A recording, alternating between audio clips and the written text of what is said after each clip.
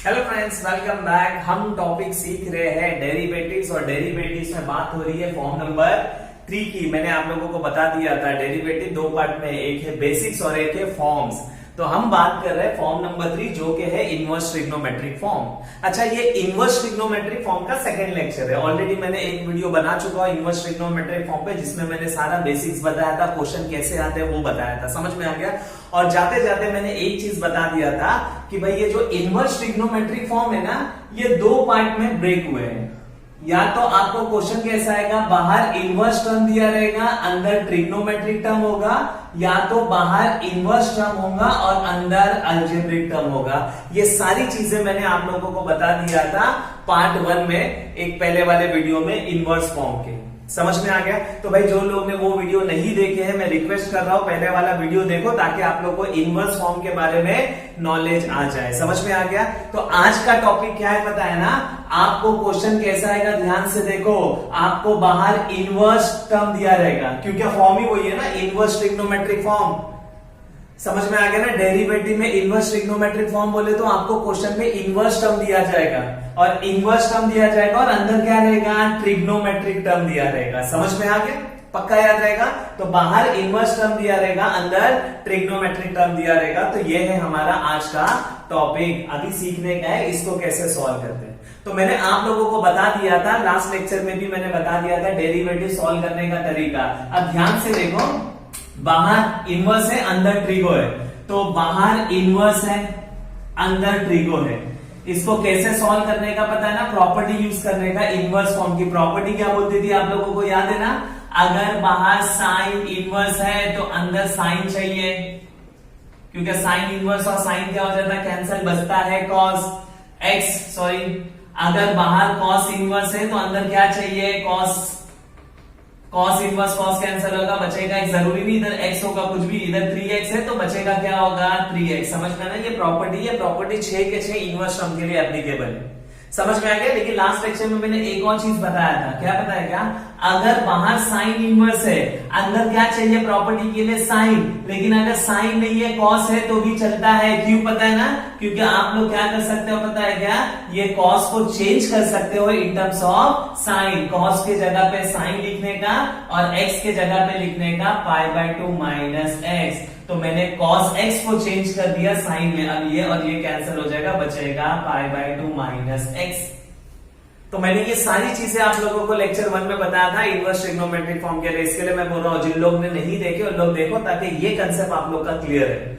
समझ में आ गया ना? तो इनवर्स फॉर्म के हर क्वेश्चन आप लोग कैसे सॉल्व करोगे? तो भाई इनवर्स फॉर्म के हर क्वेश्चन कैसे सॉल्व होगा, भाई प्रॉपर्टी से सॉल्व करने का। याद रखो, ऑलमोस्ट सारे क्वेश्चन प्रॉपर्टी से सॉल्व होते हैं इनवर्स फॉर्म के। तो अगर बाहर आपको साइन इनवर्स टर्म है और अंदर आपको ट्रिग्नोमेट्रिक टर्म दिया जाएगा, तो सॉल्व करने का तरीका क्या है पता है ना? आपको बोला जाएगा कि भाई इसका क्या निकालो, डेरिवेटिव निकालो। तो आप लोग का तरीका क्या रहेगा पता है? आपको प्रॉपर्टी से सॉल्व करने का। प्रॉपर्टी क्या बोलती है, बाहर साइन इनवर्स है ना, ये ट्रिग्नोमेट्रिक टर्म दिया रहेगा, तो ट्रिग्नोमेट्रिक टर्म को सिंप्लीफाई करो। कैसे? फॉर्मूले इस्तेमाल करो, रिलेशन इस्तेमाल करो, प्रॉपर्टी इस्तेमाल करो, और ये जो ट्रिग्नोमेट्रिक टर्म है इसको सिंप्लीफाई करके साइन के फॉर्म में लेके आओ। क्योंकि मैंने बोल दिया ट्रिग्नोमेट्रिक फॉर्म को कैसे सॉल्व करने का इनवर्स ट्रिगो को। प्रॉपर्टी से बाहर साइन इनवर्स है तो अंदर भी साइन वाला टर्म, तो ये जो ट्रिग्नोमेट्रिक टर्म है उसको आपको सिंप्लीफाई करना पड़ेगा। ये है लॉजिक। अगर बाहर कॉस इनवर्स है तो ट्रिग्नोमेट्रिक टर्म को सिंप्लीफाई करके कॉस के फॉर्म में लाओ। कैसे सिंप्लीफाई करने का है? फॉर्मूले इस्तेमाल करो, रिलेशन इस्तेमाल करो, प्रॉपर्टी इस्तेमाल करो, ट्रिग्नोमेट्रिक की कुछ भी इस्तेमाल करो और इसको साइन के फॉर्म में लेके आओ। समझ में आ गया? लेकिन प्रॉब्लम क्या होगा पता है क्या? देखो, बाहर साइन इनवर्स है, अंदर ट्रिग्नोमेट्रिक टर्म है। अपना पहला प्रेफरेंस रहेगा कि भाई अंदर वाले टर्म को कौन से फॉर्म में लेके आओ, साइन, ताकि मैं ये वाली प्रॉपर्टी इस्तेमाल करूं। लेकिन कभी कभी क्या होगा पता है क्या? अंदर साइन लाना पॉसिबल ही नहीं होगा।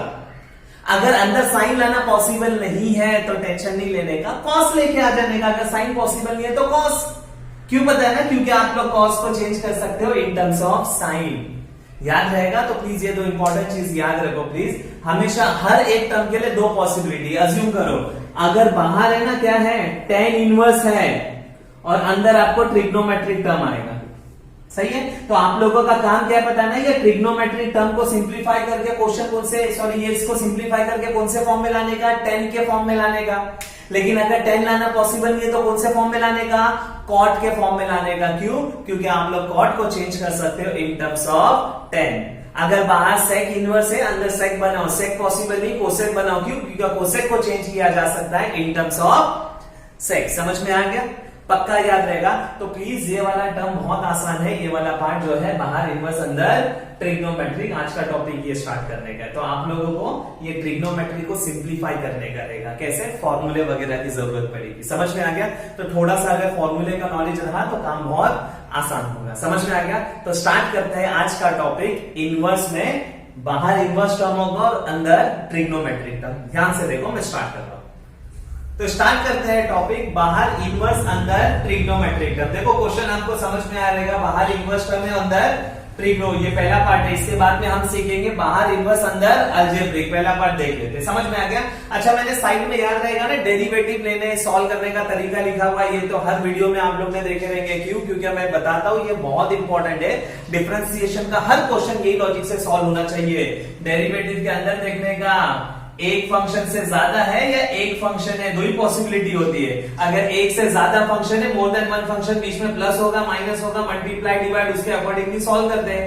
अगर एक फंक्शन है डेरिवेटिव के अंदर, remove constant out if any, और कांस्टेंट बाहर निकालने के बाद दो चीज बचती है, या तो स्टैंडर्ड होता है या तो कंपोजिट। आप लोगों को कंपोजिट पता रहेगा।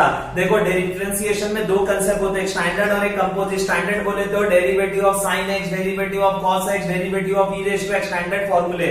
लेकिन अगर स्टैंडर्ड फॉर्मूले में एक्स के जगह पे कोई नया फंक्शन आ गया तो उसको स्टैंडर्ड नहीं बोलते, क्या बोलते हैं? कंपोजिट। लास्ट वीडियो में स्टार्टिंग में मैंने दोनों चीज समझाया था, वापस से स्टैंडर्ड और कंपोजिट। मैं टॉपिक स्टार्ट कर रहा हूं, ध्यान से देखो। क्वेश्चन आया है y equal to sine inverse 2 tan x upon 1 plus tan square x, और आपको बोला है find dy by dx। Solve करने का तरीका आप लोगों को पता रहेगा।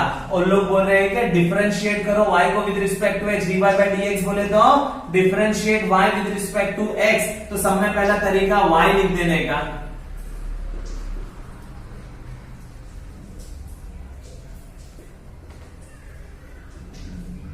सही है। नेक्स्ट स्टेप पे क्या करने का? डिफरेंशिएट स्टेटमेंट लिखने का विद रिस्पेक्ट टू x, फिर इधर लिखने का dy by dx is equal to d by dx of, और ब्रैकेट के अंदर लिख देने का sine inverse 2 tan x upon 1 plus tan square x। यहां से अपना काम स्टार्ट हो जाता है। ये तीन स्टेप फिक्स है।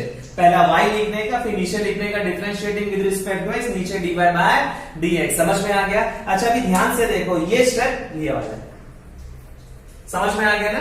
डेरिवेटिव के अंदर कितना फंक्शन है और उसके अकॉर्डिंगली सॉल्व करो। तो ध्यान देखो, और मेरे को पता है ये डेरिवेटिव के अंदर कितना फंक्शन है, पता है? एक ही फंक्शन है। देखो नॉर्मली एक है D by D x of sine inverse x होता है। समझ में आ गया ना? लेकिन x के जगह पे देखो ना, ये पूरा नया चीज आया है। तो भाई ये स्टैंडर्ड फॉर्म नहीं है, क्या है? कंपोजिट फॉर्म है। किसका कंपोजिट फॉर्म है? साइन इनवर्स x का। अब कंपोजिट फॉर्म से ये सॉल्व हो जाएगा। समझ में आ गया ना? तो कंपोजिट फॉर्म से सॉल्व हो जाएगा, लेकिन मैंने हमेशा बोला क्या पता है क्या? कंपोजिट फॉर्म यूज करने से पहले हमेशा चेक करने का प्रॉपर्टी यूज होती है कि नहीं। और इनवर्स फॉर्म पे तो खास करके अपनी मजबूरी है कि प्रॉपर्टी से ही सॉल्व करने का, क्योंकि अगर मैं इसको कंपोजिट फॉर्म से ट्राई किया ना तो ये बहुत भारी पड़ेगा। तो इसके लिए मैंने शुरुआत में ही बता दिया, इनवर्स फॉर्म के मेजॉरिटी क्वेश्चन आप लोग सॉल्व करोगे प्रॉपर्टी से, लेकिन क्वेश्चन प्रॉपर्टी के फॉर्म में नहीं रहेगा। मेहनत करके आप लोगों को प्रॉपर्टी के फॉर्म में लाना पड़ेगा। मेहनत करके बोले तो प्रॉपर्टी क्या बोलती है, ध्यान से देखो। बाहर साइन इनवर्स है तो अंदर क्या चाहिए? साइन वाला टर्म चाहिए। है क्या? नहीं है। तो आपको ट्रिग्नोमेट्रिक टर्म दिया हुआ है, आप लोग फॉर्मूले, रिलेशन, प्रॉपर्टी कुछ भी इस्तेमाल करो और इसको साइन के फॉर्म में लेके आओ। कैसे कैसे लेके आओगे? तो भाई ध्यान से देखो, 2 tan x upon 1 plus tan square x, ये स्टैंडर्ड फॉर्मूला है। किसका पता है क्या? साइन 2x का। साइन 2x का स्टैंडर्ड फॉर्मूला है 2 tan x upon 1 plus tan square x। तो साइन 2x दिखाई दिया तो ये आप लोग लिख सकते हो, अगर ये दिखाई दिया तो वापस ये लिख सकते हो ना? यस, लिख सकते हैं। तो ध्यान से देखो, d by D x of sine inverse, ये 2 tan x upon 1 plus tan square x के जगह पे क्या आएगा? साइन 2x आ जाएगा। साइन इनवर्स साइन कैंसिल हो जाएगा, बचेगा क्या? d by D x equal to d by D x of 2x। ये दोनों कैंसिल, बचेगा सिर्फ 2x। अब dy बाय dx आप लोगों को पता रहेगा, डेरिवेटिव ऑफ 2x कितना होता है 2। देखो आ गया आंसर। तो ये क्वेश्चन देखो ना, कंपोजिट फॉर्म से सॉल्व करते हैं ना, बहुत हार्ड पड़ता है। प्रॉपर्टी से देखो 2 लाइन में आंसर आ गया। तो याद रखो, प्रॉपर्टी होती है हमेशा आप लोगों का काम आसान करने के लिए, लेकिन प्रॉपर्टी क्या है आपको पता होना चाहिए। तो प्रॉपर्टी ये है, बाहर साइन इनवर्स है, अंदर साइन चाहिए, नहीं है लेके आओ। अगर साइन लाना पॉसिबल नहीं है, कॉस लाओ, क्योंकि कॉस को चेंज कर सकते हो आप लोग इन टर्म्स ऑफ साइन। अच्छा मैं बता दूं ना, टोटल 8 फॉर्म है अलग अलग डिफरेंशिएशन में। सब में हार्ड कौन सा फॉर्म है पता है क्या? इनवर्स ट्रिग्नोमेट्रिक फॉर्म है। क्यों? क्योंकि इसके अंदर छोटे छोटे अलग अलग थोड़े से ज्यादा कंसेप्ट है जो आप उनको समझने का है। और प्लीज याद रखो, इसमें किसकी जरूरत पड़ेगी? आप लोगों को ट्रिग्नोमेट्रिक फॉर्मूले की जरूरत पड़ेगी। और मेजोरिटी ऑफ स्टूडेंट्स का प्रॉब्लम क्या है पता है ना? मेजोरिटी ऑफ स्टूडेंट्स को ट्रिग्नोमेट्रिक के फॉर्मूले नहीं आते। आप लोग ध्यान से समझ लो, ये टॉपिक उन लोगों को बहुत आसानी से आ जाएगा कि जिन लोगों को फॉर्मूले आते हैं, और जिन लोगों को फॉर्मूले नहीं आते उन लोग के लिए टफ रहेगा। अब जिन लोगों को फॉर्मूले आते देखो ना, जिन लोगों को पता है 2 tan x upon 1 plus tan square x क्या होता है? sin 2x होता है। तो देखो एक लाइन में खत्म होगा। अब जिन लोगों को फॉर्मूले नहीं आते, बच्चे लोग सोचते रहेंगे। तो प्लीज जिन लोगों को फॉर्मूले आते हैं वेरी गुड, प्रैक्टिस और करो, रिवाइज करो। जिन लोगों को फॉर्मूले नहीं आते टेंशन लो मत। क्यों पता है क्या? ज्यादातर जो फॉर्मूले यूज होंगे ना, मैं अभी लिख दूंगा इधर, वो फॉर्मूले आप लोग याद कर लो, और वही फॉर्मूले पे ज्यादातर क्या आएंगे पता है क्या? क्वेश्चंस आएंगे। तो आप लोगों को भी टेंशन नहीं रहेगा। प्लीज समझ में आ गया? बस आपको थोड़े से फॉर्मूले क्या करना पड़ेगा? याद करना पड़ेगा। तो नेक्स्ट क्वेश्चन में कराने से पहले थोड़े से फॉर्मूले लिख देता हूं, जिसका आप लोगों को क्या करना पड़ सकता है? यूज करना पड़ता है। तो ध्यान से देखो प्लीज। तो बढ़ते हैं नेक्स्ट क्वेश्चन की तरफ। लेकिन नेक्स्ट क्वेश्चन पे आगे बढ़ने से पहले थोड़े से फॉर्मूले मैंने लिखा हूं जो आप लोगों को काम आएंगे। ध्यान से देखो, इधर लिखा हुआ है, जैसे मैंने फॉर्मूला लिखा हुआ है sin 2x के 2 फॉर्मूले, 2 sin x into cos x और 2 tan x upon 1 plus tan square x। cos 2x के टोटल 4 फॉर्मूले हैं। tan 2x के फॉर्मूला लिखा हुआ है sin 3x, cos 3x, tan 3x। अच्छा ये जो फॉर्मूले वो अपने लिए नए नहीं है, क्योंकि ऑलरेडी 11th स्टैंडर्ड में हम लोग ने ट्रिग्नोमेट्री, या पहले अपन ने 10th स्टैंडर्ड वगैरह में तो ट्रिग्नोमेट्री वगैरह हम लोग ने क्या किया है? सीखा है। तो ये फॉर्मूले अपने लिए नहीं है, लेकिन मैंने बता दिया ये फॉर्मूले है जिसके ऊपर क्वेश्चन आते हैं। अच्छा मैंने बता दिया ना, ये इनवर्स ट्रिग्नोमेट्रिक थोड़ा सा हार्ड है। रीजन क्या है पता है ना? क्योंकि इनवर्स ट्रिग्नोमेट्रिक में बहुत सारे छोटे छोटे कंसेप्ट है। ये तो मेरा पहला कंसेप्ट स्टार्ट है, पता है किसमें? देखो बाहर इनवर्स अंदर ट्रिगो है ना, बाहर इनवर्स अंदर ट्रिगो, ये मेरा मेन टॉपिक है। इसके अंदर छोटे छोटे सब टॉपिक्स है। ये पहला सब टॉपिक है। कैसे क्वेश्चन आएंगे पता है? बाहर इनवर्स टर्म दिया रहेगा और अंदर डायरेक्ट स्टैंडर्ड फॉर्मूले आएंगे। ट्रिग्नोमेट्रिक टर्म रहेंगे, बस अंदर क्या होंगे? डायरेक्ट स्टैंडर्ड फॉर्मूले आएंगे। ध्यान से देखो, स्टार्ट कर रहा हूं मैं क्वेश्चन। तो y equal to cos inverse है, सब में पहला y का वैल्यू लिख दूंगा, cos inverse 2 cos square x minus 1 differentiating with respect to x, dy by dx is equal to d by dx of cos inverse 2 cos square x minus 1। समझ में आ गया? बाहर इनवर्स है, अंदर ट्रिग्नोमेट्रिक टर्म है। इसको सिंप्लीफाई करो। कैसे सिंप्लीफाई करो? तो देखो कोई फॉर्मूला वगैरह है क्या? नहीं। तो पहला जो टाइप का क्वेश्चन है ना, ये बाहर इनवर्स अंदर ट्रिगो में, ये जो फर्स्ट टाइप है ना, बहुत आसान, अंदर स्टैंडर्ड फॉर्मूले रहेंगे, बस आपको पहचानने का है। सिंपल सा लॉजिक है। देखो ना, बाहर कॉस इनवर्स है ना, तो अंदर आपको क्या बनाने का? कॉस। तो कॉस के फॉर्मूले चेक करो, cos 2x और cos 3x का फॉर्मूला चेक करो। तो भाई देखो ना, cos 2x का फॉर्मूला है cos square x minus sin square x 1 minus 2 sin square x 2 cos square, मिल गया ना? 2 cos स्क्वायर x माइनस 1, ये फॉर्मूला है किसका? cos 2x का। तो देखो मिल गया d by dx of cos inverse, इसका आंसर क्या आएगा? cos 2x। cos inverse cos cancel हो जाएगा, बचेगा क्या बताओ? d by dx of 2x, और डेरिवेटिव ऑफ 2x कितना होता है? 2। ये आ गया आप लोगों का आंसर। तो टॉपिक याद रखो, भूलना नहीं। बाहर इनवर्स अंदर ट्रिगो चालू है, उसके अंदर फर्स्ट टॉपिक चालू है जो कि बाहर इनवर्स होगा और अंदर क्या होंगे? स्टैंडर्ड फॉर्मूले, वही चालू है। देखो बस खाली देखने का कौन सा फॉर्मूला पुटअप करो, काम आसान। तो जिनको फॉर्मूले आते हैं उन लोगों के लिए टॉपिक बहुत आसान है, जिन लोगों को फॉर्मूले नहीं आते उन लोगों के लिए मैंने लिखा हुआ है फॉर्मूला। तो अब कोई भी स्टूडेंट्स को टेंशन नहीं होना चाहिए, बस ये फॉर्मूले बाहर करो, इनवर्स ट्रिग्नोमेट्रिक फॉर्म बहुत आसानी से सॉल्व हो जाएगा। मैं एक और क्वेश्चन की तरफ आगे बढ़ रहा हूं, ध्यान से देखो। नेक्स्ट क्वेश्चन समझ लेते हैं।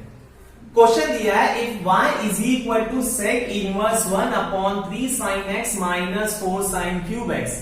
ये आपको क्वेश्चन दिया, आपको बोला है find dy by dx। Solve करने का तरीका, ये क्वेश्चन कितना हार्ड हुआ है टेंशन नहीं, 3 स्टेप आप लोगों को पता है। सब में पहले लिखो sec इनवर्स, जो क्वेश्चन दिया है वो 1 upon 3 sin x minus 4 sin cube x. अब नीचे लिखने का differentiating with respect to x, ये आ जाएगा dy by dx is equal to d by D x of sec inverse 1/3 sin x minus 4 sin cube x। समझ में आ गया? अच्छा, अब इसको क्या करने का है आप लोगों को, सॉल्व करने का कैसे? तो बाहर सेक इनवर्स है, अंदर ट्रिग्नोमेट्रिक, यही वाला टॉपिक है। क्या करने का है? तो बाहर सेक इनवर्स है ना, तो अंदर कुछ भी करके क्या लेके आओ, सेक। कैसे? सिंप्लीफाई करो।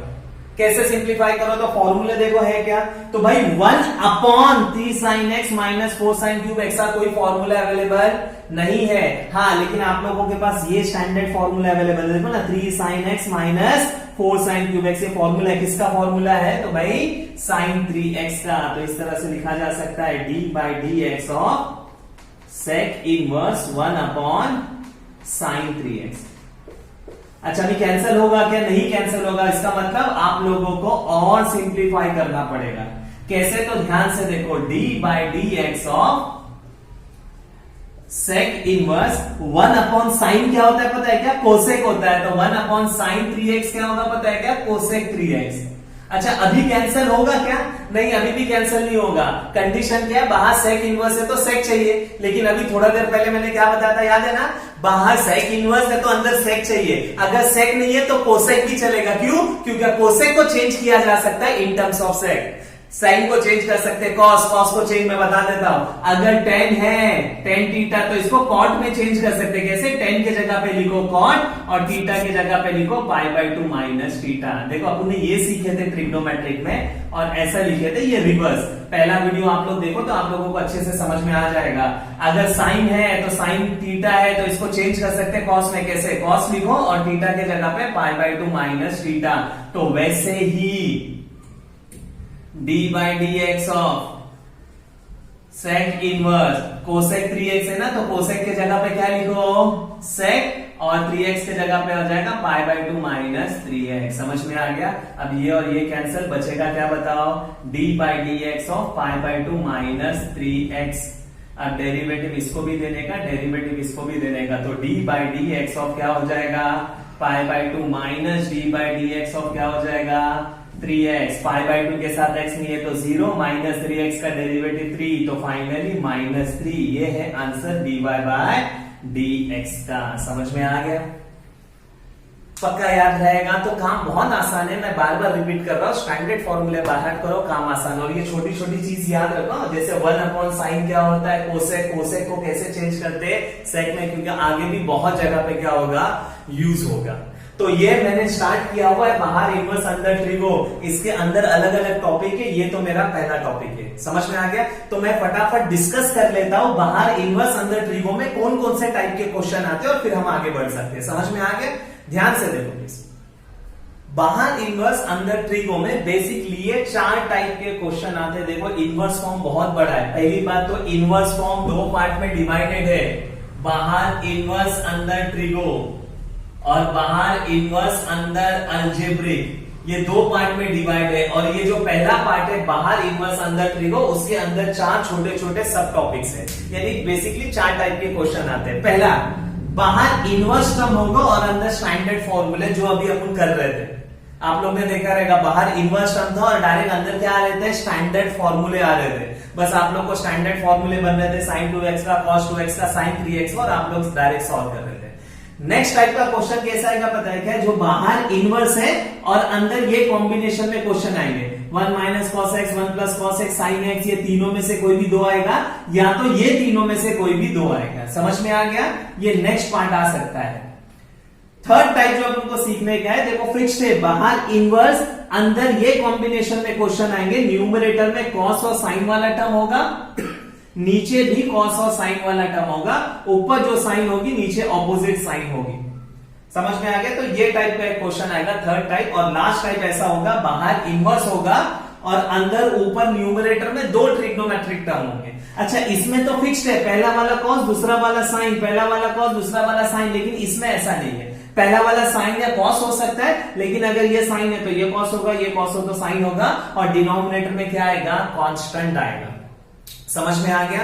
तो भाई ये 4 टाइप के क्वेश्चन आएंगे बाहर इनवर्स अंदर ट्रिगो में, और फिर अपन को सीखने का रहेगा बाहर इनवर्स अंदर अलजेब्रिक ये वाला फॉर्म। तो इनवर्स फॉर्म बड़ा है तो थोड़ी सी मेहनत करना पड़ेगा। समझ में आ गया? अभी तक मैंने क्या करा है, तो बाहर इनवर्स अंदर ट्रिगो में ये वाला टाइप अपना कंप्लीट हुआ है।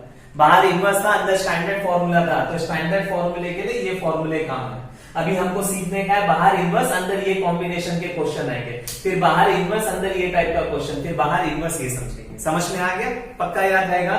तो स्टैंडर्ड फॉर्मूले ये सब थे। इसके लिए थोड़े से अलग फॉर्मूले की जरूरत पड़ेगी, यहीं से डिराइव करेंगे लेकिन थोड़े से। इसके लिए थोड़ा सा अलग तरीका फॉर्मूले की जरूरत पड़ेगी, इसके लिए थोड़े से अलग फॉर्मूले की जरूरत पड़ेगी, लेकिन 2-2, 3-3 फॉर्मूले हैं, तो आप लोगों का टेंशन इतना नहीं है। बस आप लोग थोड़ा सा रिवाइज करोगे तो काम बहुत आसान आ जाएगा। समझ में आ गया?